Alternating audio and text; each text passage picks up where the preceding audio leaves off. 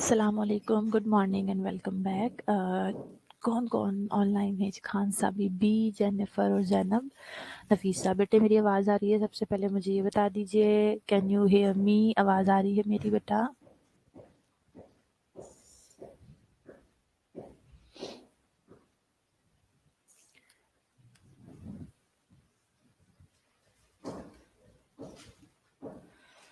Hello everyone. जी ma'am, okay, thank you.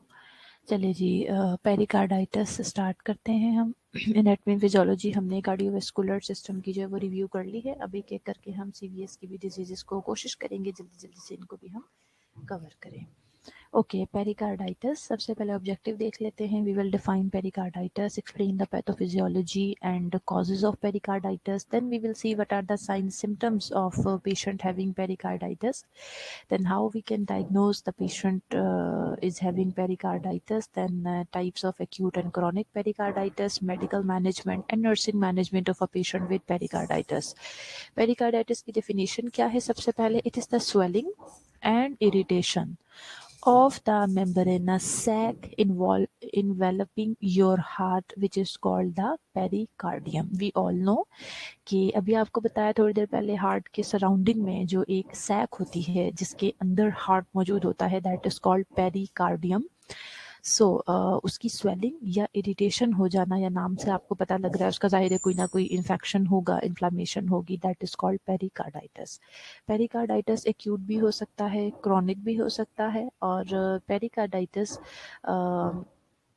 may be associated with a sharp chest pain, या pericardium रब भी हम उसे कहते हैं, वो जो शार्प सा चेस्ट पेन होता है due to the pericarditis, that is called pericardium rub. Usually begins suddenly but does not last long. Pathophysiology pericarditis की, एक्यूट पेरिकार्डियल इफ्यूजन होती है, यानी वो जो सैक है उसके अंदर इन्फ्लामेशन होगी या बेसिकली इन्फेक्शन होगा, तो उसकी वजह से उसके अंदर फ्लूइड अक्यूमुलेट होना शुरू हो जाएगा। वो जो दो मेम्ब्रेन्स आपको बताई थी, विस्ट्रल और प्राइटल लेयर होती है पेरिकार्डियम की, सो उनके दरमियान में जो एक स्पेस होता है उसके अंदर बहुत ज़्यादा फ्लूइड जमा होना शुरू हो जाएगा। The pressure of the pericardial cavity increases. जाहिर है फ्लूइड जब वहाँ पे बढ़ना शुरू होगा तो जो पेरिकार्डियम की कैविटी है जो हार्ट को सराउंड कर रही है उसके अंदर प्रेशर बढ़ना शुरू होगा, तो जो फिलिंग वॉल्यूम है of the ventricular diastole decreases. क्यों? क्योंकि जैसे ही वेंट्रिकल्स ने एक्सपेंड करना है, जाहिर है उसके अंदर ब्लड आना शुरू होता है, तो उसके अंदर अल्लाह ने इलास्टिसिटी रखी है ना, कि वेंट्रिकल्स के अंदर जैसे जैसे फिलिंग होती जाती है वो अपनी जगह पे डायस्टॉल करता जाता है, यानी एक्सपेंड करता जाता है ताकि उसके अंदर ज़्यादा से ज़्यादा ब्लड जमा हो जाए। बट जब बाहर से उसको प्रेशर मिलना शुरू होगा तो वो किस तरह से एक्सपेंड करेगा? इस वजह से जो फिलिंग होती है, जो फिलिंग वॉल्यूम होता है वो कम हो जाता है, डिक्रीज हो जाता है। जब ये होता है तो अल्टीमेटली दूसरी सिचुएशन भी, जब ब्लड उसके अंदर फिल ही कम होगा तो निकलेगा भी कम ना अल्टीमेटली, यानी स्ट्रोक वॉल्यूम जो है वो भी डिक्रीज कर जाएगा, और स्ट्रोक वॉल्यूम डिक्रीज होगा तो ब्लड का वॉल्यूम वेसल्स में कम होगा। जब ब्लड का वॉल्यूम वेसल्स में कम होगा तो ब्लड प्रेशर जो है हाइपोवोलीमिया, हाइपोवोलीमिक किस्म का आपको, या कहना चाहिए कि ब्लड का जो सर्कुलेटरी वॉल्यूम है वो कम होने की वजह से ब्लड प्रेशर जो है वो लोअर होगा, डाउन हो जाएगा। So this is the basically mechanism है कि पेरिकार्डाइटिस होता है तो उसका इफेक्ट क्या आपकी बॉडी के ऊपर या पेशेंट के ऊपर आता है। सिंपल पेरिकार्डियल इफ्यूजन हो रही है, जाहिर है उसमें कैविटी में प्रेशर बढ़ेगा तो फिलिंग भी कम होगी। जब ब्लड की फिलिंग ही कम होगी तो ब्लड स्ट्रोक वॉल्यूम की सूरत में निकलेगा भी कम, और ब्लड प्रेशर जो है वो लोअर डाउन हो जाएगा। कॉजेज बेटा 80% तकरीबन केसेस जो है वो इडियोपैथिक होते हैं, यानी कोई उनका रीज़न नहीं होता, या फिर कुछ इन्फेक्शंस हो सकते हैं। 75 to 80% में दो ही रीज़न होती हैं, या तो इडियोपैथिक होगा या फिर इन्फेक्शंस हो सकते हैं, वायरल इन्फेक्शन हो सकते हैं, जैसे डिफरेंट किस्म के वायरसेस है, कॉक्साकी वायरस, एडिनो वायरस है, एबोला वायरस है, hepatitis human immuno deficiency virus HIV है, हेपेटाइटिस वायरसेस है। इसी तरह से कुछ बैक्टीरियल इन्फेक्शंस हो सकते हैं इसके कॉज, जैसे स्टेफिलोकोकस और स्ट्रेप्टोकोकस है, नीमोकोकस है, हेमोफिलस इन्फ्लुएंजा, TB है। इसी तरह से फंगल इन्फेक्शंस हो सकते हैं, हिस्टोप्लाज्मोसिस जो कि मोस्ट कॉमन फंगस है जो पेरिकार्डाइटिस कॉज करता है, एस्परगिलस एंड कोकाइडाइडो माइकोसिस ट्यूबरक्लोसिस हो सकता है, रिक्टिशियल इन्फेक्शन जैसे कुछ पैरासाइट्स की वजह से भी पैरासिटिक इन्फेक्शन हो सकते हैं जो ये डिजीज़ कॉज करेंगे। इसके अलावा जो बाकी के 20% है उसमें बेटा इरेडिएशंस, कोई अगर आसपास सराउंडिंग कोई ट्यूमर था, कंटिन्यूसली रेडिएशंस की गई, जो जाहिर है आप जितना भी उसे सेव कर ले सराउंडिंग के जो आपके ऑर्गन्स है उनमें इफेक्ट उसका ज़रूर कुछ ना कुछ चला जाता है। सो बाकी 20% केसेस में रीज़न हो सकता है रेडिएशन। कोई मेलिग्नेंसी हो सकती है जैसे लंग कैंसर था, ब्रेस्ट कैंसर है, लिम्फोमा है, मेलानोमा है, प्राइमरी कोई कार्डियक रेब्डोमायोसार्कोमा है। इसके अलावा ऑटो इम्यून डिसऑर्डर्स हो सकते हैं जैसे SLE है, रोमेटॉइड आर्थराइटिस है, सिस्टेमिक स्क्लेरोसिस है, वेस्कुलाइटिस है, बेजेट है, सार्कोइड है। इसके अलावा कुछ ड्रग्स की टॉक्सिसिटी हो सकती है, प्रोकाइनामाइड है, INH है, हाइड्रोलिजीन है, और इसके अलावा uraemia post MI myocardial infection के बाद या फिर पोस्ट कैबेज हुआ है जाहिर है उसमें भी इन्फेक्शन के चांसेस होते हैं, जा सकता है इन्फेक्शन, ट्रॉमा एंड एमाइलॉइड। ये वो केसेस है जो कि 20% जो रिमेनिंग केसेस है उनमें आपको ये कॉज मिलता है। क्लिनिकल मैनिफेस्टेशन पेशेंट किस तरह से प्रेजेंट करेगा? चेस्ट पेन होगा जो कि बहुत कॉमन कंप्लेन है, शार्प होगा, प्लूरिटिक पेन होगा यानी सांस लेने के साथ साथ भी थोड़ा जैसे फील होगा, रेट्रोस्टर्नल रेडिएटिंग होगा लेफ्ट शोल्डर की तरफ एंड रिलीव हो जाएगा bye sitting up. It can mimic angina और इस्कीमिक चेस्ट पेन, यानी ये ऐसा फील हो सकता है आपको जैसे पेशेंट को एंजाइना की तरह का या इस्कीमिक चेस्ट पेन हो रहा है। पेशेंट को फीवर हो सकता है, क्यों? क्योंकि इन्फेक्शन है जाहिर है। सो फीवर, माइल्जिया यानी मसल्स में, बॉडी के मसल्स में पेन होगा, फटीग फील होगी। डिस्निया और other signs of heart failure हो सकते हैं। हार्ट फेलियर इसमें रेयर होता है and indicates myocarditis, increased white blood cell count and increase erythrocyte sedimentation rate. Assessment क्या है, क्या देखा जाता है, किस तरह पता लगता है पेशेंट को पेरिकार्डाइटिस है? Pericardial friction rub can be heard in up to 85% of patient. किस तरह की साउंड आएगी? स्क्रैची और स्क्वीकिंग साउंड आएगी। क्लासिक 3 फेज यानी एट्रियल सिस्टोल, वेंट्रिकुलर सिस्टोल और वेंट्रिकुलर डायस्टोल। इस तरह से यानी कुछ स्क्रैची सी साउंड अगर ऑस्कल्टेट करेंगे तो वो पेरिकार्डियल फ्रिक्शन रब की साउंड जो है वो डॉक्टर या कंसल्टेंट जो है जाहिर है वो उसको फील करते हैं। Look for evidence of tamponade on examination और एन एकोकार्डियोग्राम में detect inflammation and fluid buildup as well as indication of heart failure, help to confirm the diagnosis. जाहिर है ECG पे हमें चेंजेस नज़र आएंगी। 12 लीड ECG जो है वो ST सेगमेंट में चेंजेस नज़र आती हैं but not in all leads. And look for PR elevation, जो PR इंटरवल है वो एलिवेटेड होगा in lead. VR knuckle sign जिसे कहते हैं can be followed by diffuse T wave inversion.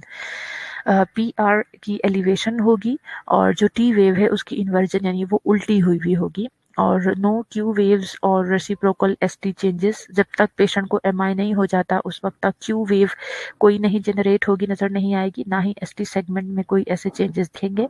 और ट्रोपोनिन 1 जो कि आपको पता है कार्डियक एंजाइम है, ट्रोपोनिन 1 वो हम ब्लड में चेक करवा लेते हैं, वो अगर पॉजिटिव हो सकता है 49% ऑफ द पेशेंट्स में। तो ये सारी चीज़ें हैं जिनके थ्रू हम पेशेंट को डायग्नोज कर लेते हैं पेरिकार्डाइटिस के लिए। और एक्यूट पेरिकार्डाइटिस की जो टाइप्स हैं बेटा, सीरियस पेरिकार्डाइटिस है, फिब्रिनस पेरिकार्डाइटिस है, पुरुलेंट पेरिकार्डाइटिस है और हेमरेजिक पेरिकार्डाइटिस है। सीरियस पेरिकार्डाइटिस जो है usually this is caused by non infectious inflammatory diseases such as rheumatoid arthritis, SLE, scleroderma tumour and uraemia. यानी basically non infectious inflammatory diseases की वजह से सीरियस पेरिकार्डाइटिस होता है। बैक्टीरियल प्लूराइटिस में cause sufficient irritation of the pericardium. जो bacteria की वजह से अगर प्लूराइटिस हो जाता है, प्लूरल मेम्ब्रेन आपको पता है, it may cause sufficient irritation of the pericardium. जो अगर लंग्स में आपको पता है अगर बैक्टीरियल प्लूराइटिस हो गया है, आपको पता है प्लूरल मेम्ब्रेन जो है वो लंग्स के सराउंडिंग में, इसी तरह जैसे कार्डियक हार्ट के सराउंडिंग में पेरिकार्डियम होती है, इस तरह से प्लूरल मेम्ब्रेन जो है वो लंग्स के सराउंडिंग होती है। उसका अगर कोई इन्फेक्शन हो जाता है बैक्टीरिया की वजह से तो वो भी फिर पेरिकार्डियम की इरिटेशन कॉज कर सकता है। बाकी वायरल इन्फेक्शन एंटीडेट्स पेरिकार्डाइटिस। मॉर्फोलॉजी क्या है? Inflammatory reaction with few neutrophils, lymphocytes and histiocytes. यानी अगर हम उसकी मॉर्फोलॉजी करवाएं, सेल्स की बात करें, बेसिकली मैंने आपको बताया कि usually this is a non infectious but inflammatory reaction तो है। सो इन्फ्लामेटरी रिएक्शन होता है तो वहाँ आपको पेशेंट के न्यूट्रोफिल्स ज़रूर मिलेंगे, लिम्फोसाइट रेज मिलेंगे। फिर फिब्रिनस पेरिकार्डाइटिस है, ये मोस्ट कॉमन टाइप है पेरिकार्डाइटिस की। It is an exudative inflammation यानी एक्सुडेट वहाँ पे accumulate हो जाता है, जमा हो जाता है। The epicardium is infiltrated by fibrinous exudate. जो बेसिकली जो एपिकार्डियम है, वो जो फ्लूइड वहाँ पे नॉर्मल या क्लियर फ्लूइड पहले मौजूद था, वो अब वहाँ पे फिब्रिनस एक्सुडेट जो है, यानी थिकन जो पस फॉर्मेशन की तरह आप कह सकते हैं, वो वहाँ पे जाके जमा हो जाता है। कॉमन कॉजेज इसमें बेटा एक्यूट मायोकार्डियल इन्फाक्शन है या पोस्ट इन्फाक्शन, यानी बेसिकली पेशेंट को ये प्रॉब्लम हो सकती है। बाकी यूरीमिया, रेडिएशन एंड ट्रॉमा। फिर पुरुलेंट और सेपरेटिव पेरिकार्डाइटिस है। Red granular surface coated with pus, lots of sub surface neutrophils up to 500 ml of exudate in the pericardium. इस पे थोड़ा बहुत ब्लड भी जाहिर है आ जाता है, और ग्रेन्युलर सरफेस कोटेड पास फॉर्मेशन बहुत ज़्यादा हो जाती है, और तकरीबन 500 ml तक एक्सुडेट जो है पेरिकार्डियम के अंदर एक्यूमुलेट हो सकता है। Immunosuppression facilitates this condition. Immunosuppression basically यानी जिन पेशेंट्स की इम्यूनिटी बहुत लो होती है, उनमें ये कंडीशन ज़्यादा आपको देखने को मिलेगी। Commonly seen in patient with empyema आपको पता है लंग्स की जब प्लूरल मेम्ब्रेन के अंदर बहुत ज़्यादा इतनी ज़्यादा पस अक्यूमुलेट हो जाती है कि लंग्स ठीक तरीके से एक्सपेंड नहीं कर पाते, दैट सिचुएशन इज कॉल्ड इम्पायमा। हम जब रेस्पिरेटरी सिस्टम पढ़ेंगे तो उसमें ये चीज़ें पढ़ेंगे। सो कॉमनली सीन है ये ऐसे पेशेंट्स में, जैसे इम्पायमा के हो गए, मेडियस्टेनाइटिस है, एंडोकार्डाइटिस है, बर्न एंड पोस्ट पेरिकार्डियक्टमी। डायग्नोसिस क्या है? ईसीजी में चेंजेस आएंगी, गैलियम 67 स्कैन करवाया जा सकता है, ठीक है, और इसके अलावा TC99 स्कैनिंग के थ्रू हम इन्हें आइडेंटिफाई कर लेते हैं। फिर हेमोरेजिक पेरिकार्डाइटिस है। इसमें ये होता है कि ब्लड मिक्स्ड विद अ फिब्रिनस और सेपरेटिव इफ्यूजन। वो जो आपको भी मैंने पहले बताया कि वो एक पस सी फॉर्मेशन, इसमें तो थोड़ा बहुत रेडनेस नजर आती है, लेकिन इसमें आपको क्लियर ब्लड की मिक्सिंग नजर आना शुरू हो जाती है। Most commonly caused by tuberculosis or direct neoplastic invasion, can also occur in severe bacterial infections, also common after surgery and may cause cardiac tamponade. Clinical significance is similar to suppurative pericarditis. अब acute के बाद chronic pericarditis की types देख लेते हैं। Adhesive मेडियस्टाइनो pericarditis है और कॉन्स्ट्रिक्टिव pericarditis है। एडहेसिव मेडियस्टाइनो पेरिकार्डाइटिस क्या है? इट फॉलोज सेपरेटिव पेरिकार्डाइटिस, यानी एक्यूट कंडीशन जो है एक पेशेंट की, सेपरेटिव पेरिकार्डाइटिस, उसी को अगर टाइमली ट्रीट ना हो सके तो पेशेंट हमारा टूवर्ड्स एडहेसिव मेडियस्टाइनो पेरिकार्डाइटिस जा सकता है। So it follows suppurative pericarditis, cardiac surgery और irradiation. The pericardial potential space is obliterated. जाहिर है जो पेरिकार्डियल वो जो वहाँ पे स्पेस बचा हुआ था, पोटेंशियल इतना ज़्यादा पस फॉर्मेशन फ्लूइड अकोमोडेशन की वजह से वो जो एक पोटेंशियल स्पेस था वो तो ख़त्म होगा ना, ऑब्लिटरेटेड हो जाएगा। Adhesion of the external surfaces to the surrounding structure occur, क्योंकि वो स्पेस जो खत्म हो गया, सो इसलिए clinically systolic contraction of the rib cage and diaphragm में बी ऑब्जर्व्ड। क्यों? क्योंकि वो जो सराउंडिंग में जो एक्सटर्नल सरफेस के पास सराउंडिंग के जो स्ट्रक्चर्स हैं वो उनकी एडहेजन स्टार्ट हो जाती है, चिपकना शुरू हो जाते हैं, तो इसीलिए आपको सिस्टोलिक कॉन्ट्रैक्शन, वो जो आपका रिब केज है उसकी जो एक प्रॉपरली कॉन्ट्रैक्शन है, या फिर डायाफ्राम की जो मूवमेंट है वो भी फिर आपको कॉन्ट्रैक्टेड नज़र आ सकती है। और इंक्रीज वर्कलोड में cause massive cardiac hypertrophy and dilatation. जाहिर है जब वो आके हार्ट के साथ चिपक जाएंगे तो हार्ट किस तरह से, कितनी मुश्किल से कॉन्ट्रैक्ट अपना काम करेगा। आई मीन कॉन्ट्रैक्शन के बाद उसको रिलैक्सेशन की भी तो ज़रूरत होती है, जिसके लिए उसको जगह चाहिए होती है। सो वर्कलोड इतना ज़्यादा बढ़ जाएगा और उसकी वजह से कार्डियक हाइपरट्रॉफी और डायलेटेशन होगी। उसके बाद कॉन्स्ट्रिक्टिव पेरिकार्डाइटिस है बेटा। Constrictive pericarditis usually caused by haemorrhagic, suppurative और केशियस पेरिकार्डाइटिस, यानी बेसिकली जो एक्यूट कंडीशंस हैं वही क्रॉनिक कंडीशन की तरफ लीड कर रही हैं या फिर क्रॉनिक कंडीशन की कॉज बन रही हैं। Heart become encaged in a layer of scar और कैल्सिफिकेशन, वो इतना ज़्यादा जो आपको मैंने अभी बताया कि थिकन हो जाती हैं चीज़ें, आसपास में जो पस फॉर्मेशन और फिब्रस टिश्यूज इतने ज़्यादा आ जाते हैं कि वो बिल्कुल एक स्कार या कैल्सिफिकेशन की शक्ल इख्तियार कर लेता है, यानी बहुत ज़्यादा हार्ड हो जाती है वो लेयर। कितनी थिक हो सकती है? 0.5 सेंटीमीटर से 1 सेंटीमीटर थिक हो सकती है, बिल्कुल एक प्लास्टर मोल्ड की तरह जो रिजेम्बलेंस करना शुरू कर देती है, इसलिए भी इसका नाम कॉन्स्ट्रिक्टिव पेरिकार्डाइटिस जो है रखा गया है। और ऑब्वियसली उसमें फिर यही होगा कि जो आपका हार्ट है वो प्रॉपरली वर्क नहीं कर सकेगा। मेडिकल मैनेजमेंट बेटा, ट्रीटमेंट डिपेंड करेगी सबसे पहले तो कॉज के ऊपर। हम यही कोशिश करेंगे कि कॉज को हम ट्रीट करें साइड बाय साइड, और पेन के लिए ज़ाहिर है एनाल्जेसिक एंसाइड दे सकते हैं, कॉर्टिकोस्टेरॉइड देना पड़ेगा, एंटीबायोटिक, पेरिकार्डियोसिंथेसिस और सर्जिकल ट्रीटमेंट। नर्सिंग मैनेजमेंट है। नर्सिंग मैनेजमेंट में stress the importance of bed rest. क्यों? क्योंकि आपका हार्ट उस तरह से काम नहीं कर पा रहा है, पेशेंट को बहुत ज़्यादा फिजिकली एक्टिव रखेंगे तो वो किस तरह से अपनी बॉडी की ऑक्सीजन रिक्वायरमेंट को फुलफिल करेगा, फर्दर हार्ट के लिए प्रॉब्लम होगी। सो बेड रेस्ट की इम्पोर्टेंस के ऊपर स्ट्रेस देना है। Assist the patient with bathing if necessary, provide a bedside commode because this method put less stress on the heart rather than using a bedpan. Place the patient in upright position to relieve dizzy and chest pain, and provide analgesics to relieve pain and oxygen to prevent tissue hypoxia.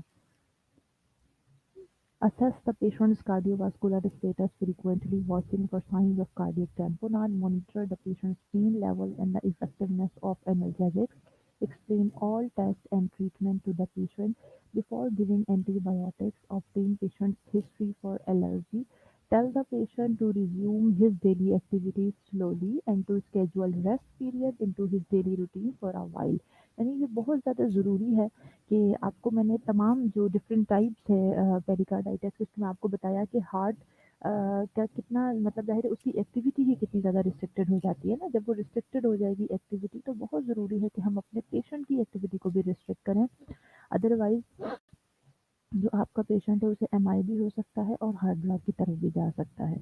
Okay जी, इस pericarditis से related किसी student का कोई question है तो पूछ लीजिए, मैं नेक्स्ट मीनवाइल अपलोड कर लेती हूँ।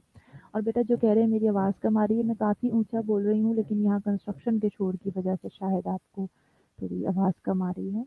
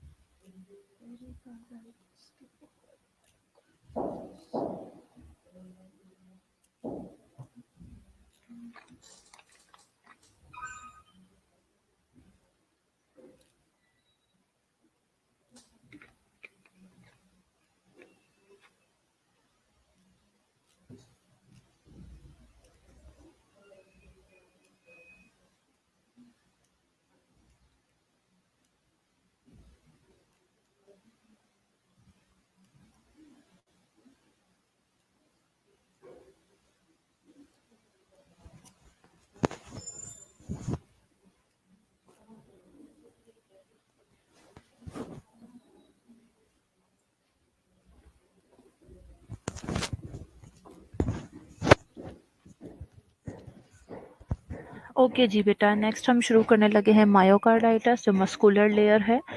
We will define myocarditis, stages of myocarditis, pathophysiology and causes of myocarditis, then sign and symptoms and diagnostic test related to myocarditis, then we will see medical and nursing management and list the preventive measures of myocarditis. So, myocarditis क्या है? This is the inflammation of the middle layer of the heart wall, the myocardium. It involves the heart muscle cell and electrical system. क्यों? क्योंकि जाहिर है जो पूरा electrical conduction है पूरी वो मसल्स के जो एसए नोड और एवी नोड से पूरा इलेक्ट्रिक पोटेंशियल जनरेट होने के बाद जो मूव करता है वो मसल्स के ही तो थ्रू पूरे हार्ट में सर्कुलेट कर रहा होता है ना। सो हार्ट मसल सेल्स और इलेक्ट्रिकल सिस्टम को इन्वॉल्व करता है। Myocarditis can cause heart dilatation, thrombi on the heart wall, infiltration of circulating blood cells around the coronary vessels and between the muscle fibers, and degeneration of the muscle fiber themselves.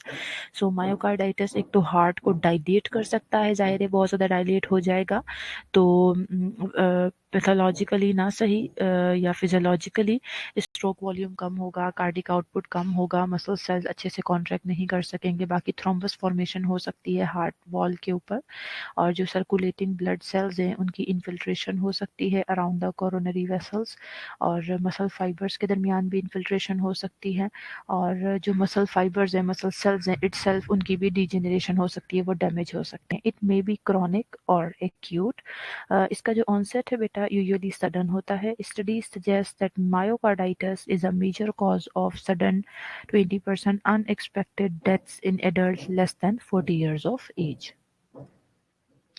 Myocarditis causes the heart muscles to become thick and swollen. क्यों? क्योंकि muscle layer की inflammation है। वैसे भी body के किसी भी part में इन्फ्लामेशन हो तो वो थिकन हो जाता है, swollen हो जाता है। इसी तरह से myocarditis causes the heart muscles to become thick and swollen.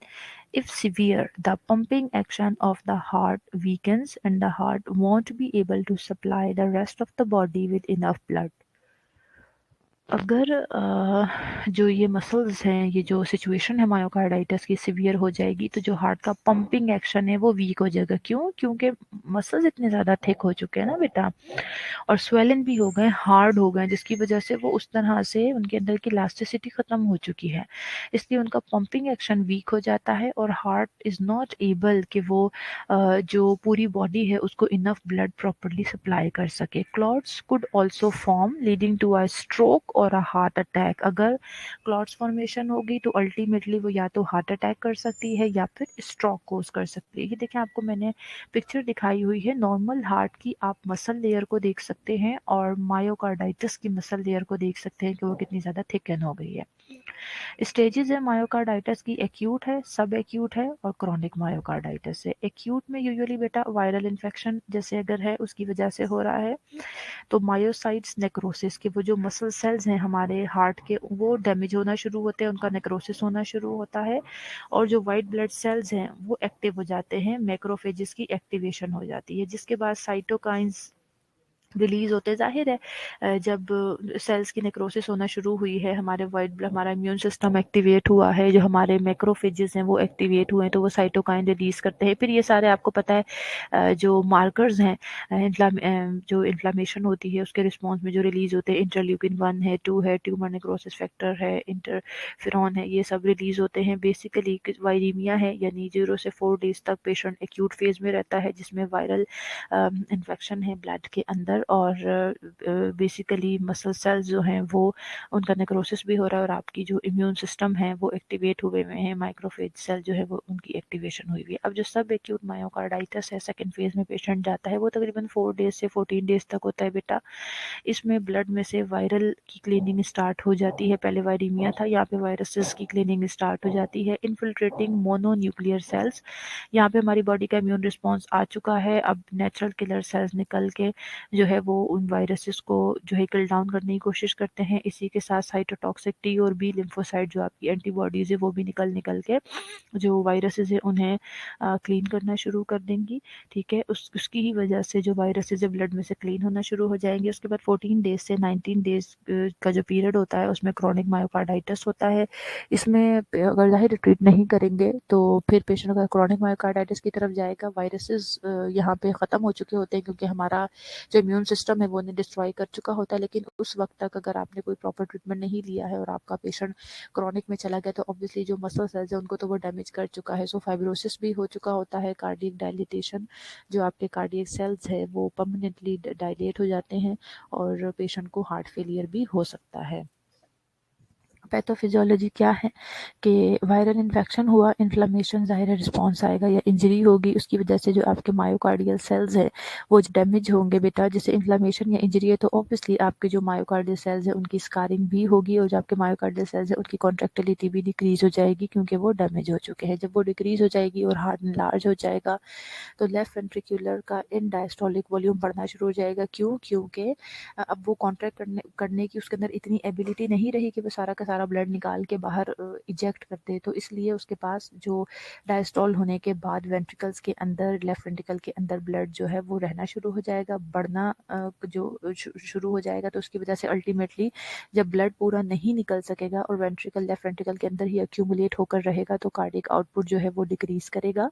और कार्डियक आउटपुट कम होगा, बॉडी में आगे रिस्पॉन्स ये मिलेगा कि कार्डियक आउटपुट कम है तो सिंपैथेटिक टोन इंक्रीज करेगी और पेशेंट कंजस्टिव हार्ट फेलियर की तरफ जा सकता है। क्यों बेटा? क्योंकि जब कार्डियक आउटपुट इटसेल्फ कम होगा तो अल्टीमेटली कोरोनरी सप्लाई भी कम होगी। ब्लड, हार्ट को खुद भी तो काम करने के लिए ब्लड की ज़रूरत है ना। जब कार्डियक आउटपुट ही कम होगा तो एक तो ये रीज़न भी होता है, दूसरा सिंपैथेटिक नर्वस सिस्टम जो है वो बहुत ज़्यादा एक्टिवेट हो जाता है, जो वेसल्स है उनकी कॉन्स्ट्रिक्शन स्टार्ट हो जाती है सिंपैथेटिक इंक्रीज टोन की वजह से। सो कार्डियक हार्ट फेलियर हो सकता है। और एक और चीज़ आपको जो बताई थी कि इन्फ्लामेशन और इंजरी जब मसल फाइबर्स की होती है तो उसकी वजह से मसल सेल्स की स्कारिंग होती है, स्कारिंग की वजह से भी डिस्रिथमियाज हो सकते हैं।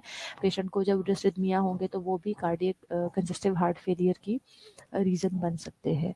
ठीक है, इसके अलावा left anterior pressure, left atrial pressure जब रेज होगा लेफ्ट एट्रियम में, आपको पता है जब left ventricular and diastolic volume बढ़ेगा तो लेफ्ट एट्रियल, जब वेंट्रिकल में ऑलरेडी ब्लड मौजूद होगा तो एट्रिया उसके अंदर ब्लड कैसे भेज सकता है? एट्रिया अगर ब्लड भेजेगा भी तो वो अपने पास जो है उसे एक्सेप्ट नहीं करेगा, वापस एट्रियम के अंदर ही जो है ब्लड का वॉल्यूम रेज करना शुरू कर जाएगा। जब ब्लड का वॉल्यूम लेफ्ट एट्रिया में रेज करेगा तो साथ साथ उसका प्रेशर भी रेज करेगा। और आपको पता है कि जब लेफ्ट एट्रियम जो है आपका, उसके अंदर कहाँ से ब्लड आ रहा है? सारा लंग्स से आ रहा है। जब वेंट्रिकल एट्रिया में वापस भेजेगा तो एट्रिया भी तो वापस लंग्स की तरफ भेजेगा ना, तो उसकी वजह से जो है पल्मोनरी एडिमा जो है वो कॉज होगा। सो ये तीनों चीज़ें, यानी एक चीज़ नहीं, तीनों चीज़ें आपके जो कंजस्टिव हार्ट फेलियर है उसे कॉज करती हैं।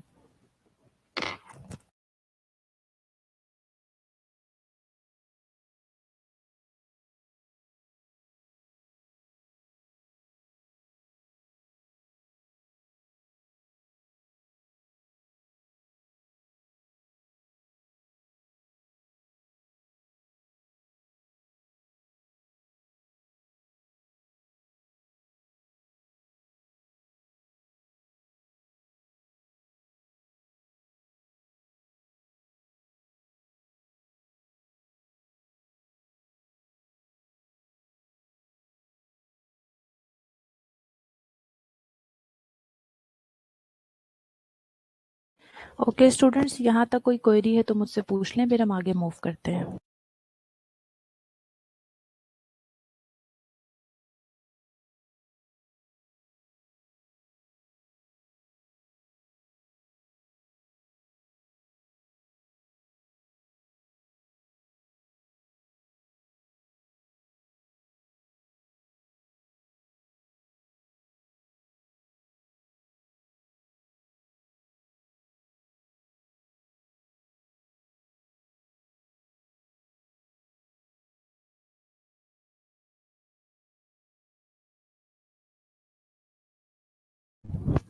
जी बेटा, टाइप्स पढ़ ली हमने, पैथोफिजियोलॉजी पढ़ ली आपको, या स्टेजेस कह सकते हैं उसे हम, एक्यूट और क्रॉनिक।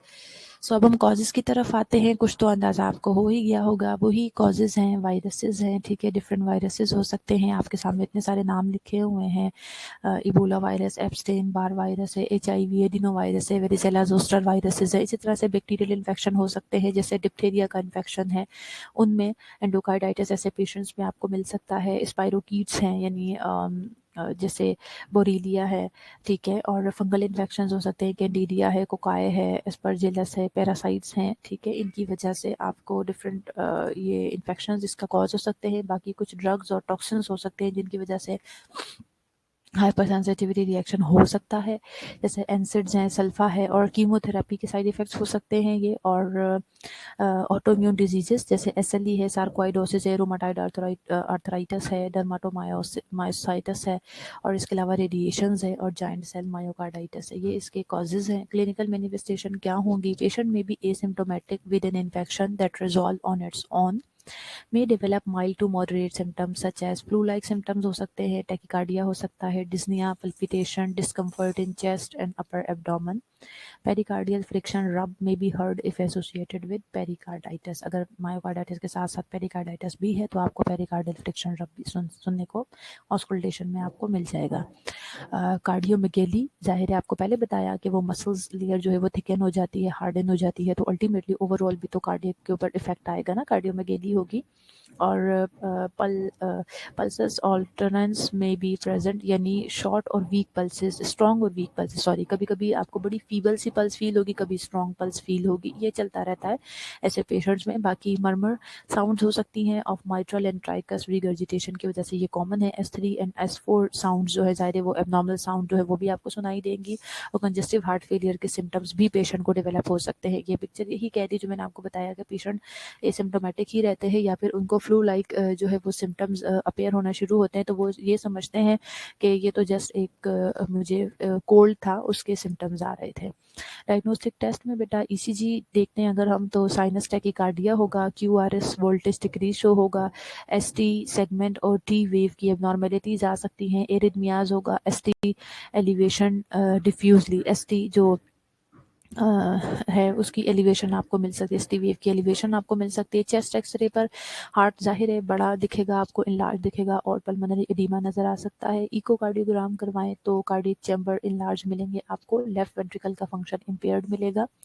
और लैब्स करवाएं तो cardiac troponin level, troponin INT या ट्रोपोनिन 1B से कहते हैं, एंड मायोकार्डियल एंजाइम जो है वो CKMB वो आपको एलिवेटेड मिलेंगे।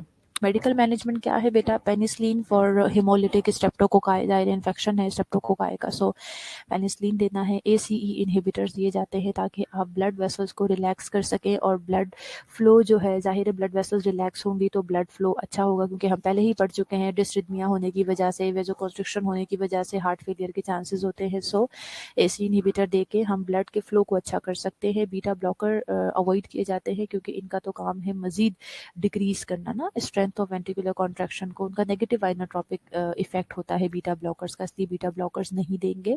और एंटी कंजेस्टिव मेजर्स भी यूज़ किए जा सकते हैं, जैसे एडीमा हो रहा है तो डायूरेटिक्स दे सकते हैं, आइनोट्रोपिक मेडिकेशन दे सकते हैं ताकि हार्ट की कॉन्ट्रैक्टिलिटी बढ़े, ऑक्सीजन दे सकते हैं ऑक्सीजन डिमांड पूरी करने के लिए, डाइजॉक्सिन लेकिन कॉशियसली यूज़ किए जाते हैं। और IVIG इम्यूग्लोबुलिन्स है लेकिन वो भी बड़ी कॉशियसली हमें देनी पड़ती है, ये इफेक्टिव होती है in some cases which are secondary to Kawasaki disease. अगर उसकी वजह से पेशेंट को मायोकार्डाइटिस हुआ है तो ऐसी सिचुएशन में हम इम्यूनोग्लोबुलिन दे सकते हैं, बट ये चीज़ें कॉशियसली देनी होती हैं। नर्सिंग मैनेजमेंट क्या है बेटा, नर्स अपने पेशेंट का जाहिर है टेम्परेचर ज़रूर चेक करेंगी क्योंकि इन्फेक्शन सबसाइड होगा तो टेम्परेचर सबसाइड होगा। मॉनिटर बाकी डिजिटल की अगर दे रहे हैं डिजिटलिस्ट तो उसकी टॉक्सिसिटी पे बड़ी आपने एक विजिलेंट अपनी आय रखनी है, उसकी टॉक्सिसिटी के जो सिम्टम्स हैं उनसे आपको पता लगेगा, जैसे डिजिथमिया है, एनोरेक्सिया, ब्रेडिकार्डिया, हेडेक, मलेज वगैरह। Apply and instruct patient and family in use of elastic stocking and active and passive exercises. Instruct the patient to increase physical activity slowly and report symptoms of rapid heart rate upon increasing activity. Instruct patients to avoid competitive sports and alcohol. Promote bed rest and continuous cardiac monitoring बहुत ज़्यादा ज़रूरी है। Prevention क्या है, avoid people with viral और flu like illnesses until they have fully recovered, उनको आप avoid करें, उनसे अपनी प्रॉपर हाइजीन का बहुत अच्छा सा ख्याल रखना ज़रूरी है। रिस्की बिहेवियर को अवॉइड करें।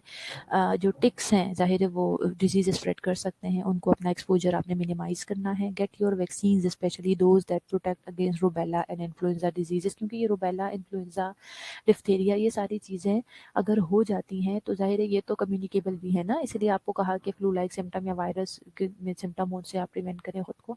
ये फिर आपके हार्ट के ऊपर बेसिकली डायरेक्टली जाके इफेक्ट करती हैं, मायोकार्डाइटिस, एंडोकार्डाइटिस कॉज कर सकती हैं। सो इसलिए इसके लिए आप वैक्सीनेशन करवा लें तो बहुत अच्छी बात है। This is about myocarditis. कोई क्वेश्चन नहीं आता कि स्टूडेंट तो आप मुझसे पूछ लीजिए, और मैं मीनवाइल छोटे छोटे से टॉपिक्स हैं तो मैं नेक्स्ट जो है वो अपलोड कर लेती हूँ।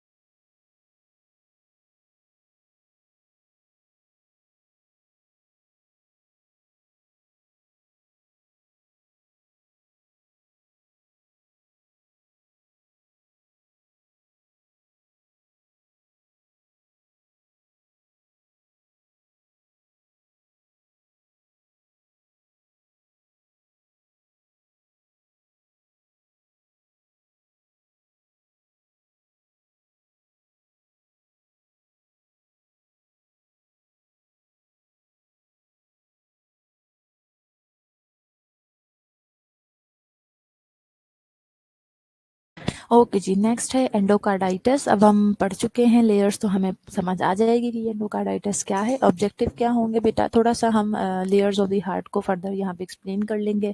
एंडोकार्डाइटिस की पैथोफिजियोलॉजी कॉजेस देख लेंगे, risk factor and sign symptom, diagnostic test क्या होंगे एंडोकार्डाइटिस के लिए, how we have to manage the patient with endocarditis and the prevention for endocarditis. So ये हमने पहले पढ़ लिया। एंडोकार्डियम ज़ाहिर लेयर होगी आपकी, तो उससे एंडोकार्डाइटिस होगा। मायोकार्डियम लेयर से मायोकार्डाइटिस, और पेरिकार्डियम लेयर के इन्फ्लामेशन को पेरिकार्डाइटिस कहते हैं।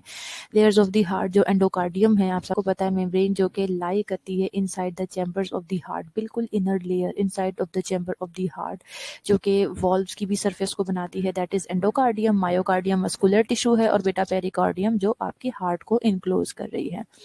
एंडोकार्डाइटिस क्या होगा, this is the inflammation of the inner layer of the heart, the endocardium. ये यूजुअली हार्ट के वॉल्व्स को इन्वॉल्व करती है, और it is characterized by lesions, जिनको हम वेजिटेशन कहते हैं। ये देखिए पिक्चर में आपको दिखाया हुआ large vegetation on the posterior leaflet of mitral valve and wall of the left atrium. Okay ये देखें एक और एंडोकार्डाइटिस की एग्जांपल, ये आपको नज़र आ रहा है किस तरह से जो बेसिकली आपके लीफलेट हैं उसके जो वॉल्व के जो बिल्कुल इनर लेयर है उसको किस तरह से एग्जूडेटिव किया हुआ है एंडोकार्डाइटिस ने। अदर स्ट्रक्चर विच में be involve include interventricular septum, जो दोनों वेंट्रिकल के दरमियान में एक सेप्टम होता है, उससे ये इन्वॉल्व कर सकता है। कॉर्डी टेंडनी, आप सबको पता है जो कॉर्डी टेंडनी क्या होते हैं, जो आपके वॉल्व के लीफलेट्स के साथ अटैच होते हैं, यानी उनके क्लोजर या ओपनिंग के का बाइस बनते हैं, वो कॉर्डी टेंडनी है। म्यूरल एंडोकार्डियम का जो पोर्शन है, यानी जो उसको ये इन्वॉल्व कर सकती है। और इंट्राकार्डियल डिवाइसेस, इंट्राकार्डियक डिवाइसेस, अगर किसी को for example artificial pacemaker डला हुआ है या परमानेंट पेस मेकर है, सॉरी आर्टिफिशियल तो आउटसाइड होता है, परमानेंट पेस मेकर है, तो वो कोई डिवाइस हो गई ना इंट्राकार्डियक, यानी हार्ट के अंदर कोई डिवाइस है, तो उसको भी ये इन्वॉल्व कर सकता है। ठीक है जी।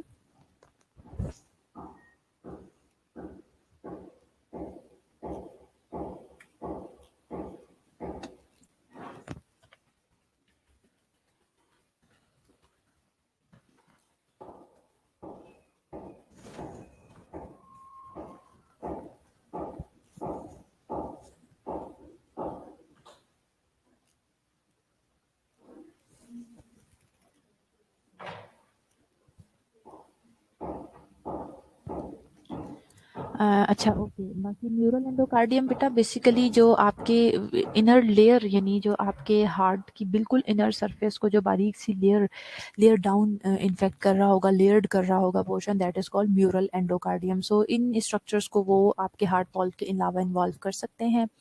पैथोफिजियोलॉजी क्या है, this disease occur when bacteria और other germs from another part of your body such as आपके माउथ से चला गया, या ब्लड स्ट्रीम में कहीं इन्फेक्शन ऑलरेडी बैक्टीरिया वायरसेस मौजूद था, and attach to damage areas in your heart, आपके हार्ट में कोई ऐसा पोर्शन था जो कि डैमेज था, यानी थोड़ा बहुत उसमें कोई डिजीज हो सकती है, तो वो ज़ाहिर मोर प्रोन हो जाता है उन इन्फेक्शियस ऑर्गन्स के लिए, उन्हें ख़राब करने के लिए। सो वो उस डैमेज एरिया पे जाके अटैच कर देते हैं, तो अल्टीमेटली वहाँ पे वो ग्रो करना शुरू हो जाते हैं, और फिर आपका जो एंडोकार्डियम है ज़ाहिर है उसको डैमेज करना शुरू कर देते हैं। मोस्ट कॉमन कॉज जो है बेटा वो ग्राम पॉजिटिव कोकाई है। ये बेसिकली पैथोफिजियोलॉजी है, और हम यहाँ स्टॉप करते हैं। इंशाल्लाह नेक्स्ट क्लास में फिर हम इसे कंटिन्यू करेंगे। आपका कोई क्वेश्चन है तो पूछ लीजिए, और अटेंडेंस मार्क करवा लें।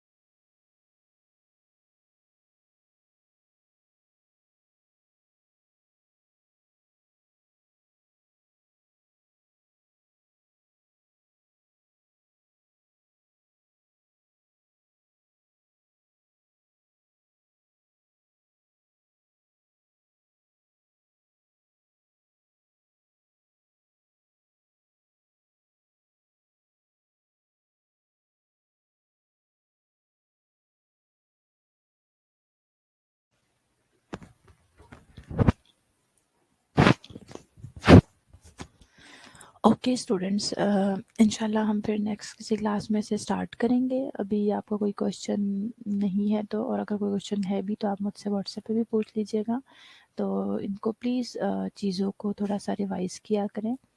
और आई थिंक लेक्चर्स आपके साथ एचएन की पीपीटीज नहीं शेयर हो रही ना। प्लीज़ कोई एक स्टूडेंट मुझे ग्रुप में या पर्सनली मुझे ज़रा मैसेज करके बता दे कि आपके पास किस टॉपिक तक पीपीटीज मौजूद है उससे आगे, ताकि मैं आपके साथ शेयर कर दूं और आप उसको पढ़ सकें। वैसे तो ये सारी चीज़ें ब्रूनर सुदात की बुक में से मैंने बनाई होती हैं, बट स्पेशली जो एंडोक्राइन तक तो बड़ा डिटेल में मैं बना रही थी। यहाँ पे थोड़ा सा मैंने इसको शॉर्ट किया है, इंपॉर्टेंट चीज़ें डालना शुरू की हैं जब से मैंने सीवे से स्टार्ट किया। Now this is your task, आप सबके पास ब्रूनर एंड सुदात की बुक है, so this is your responsibility from today कि आप सब ने जो टॉपिक्स में पढ़ाती हूँ इन सब को एक बार उस बुक से डिटेल में ज़रूर रीड आउट करना है। कोई ऐसी चीज़ जो आपको ना समझ आए या अगर मैं इसमें ऐड ऑन करना भूल गई हूँ तो आप उसको ज़रूर पढ़ें, क्योंकि पेपर मेरी पीपीटीज में से नहीं आना।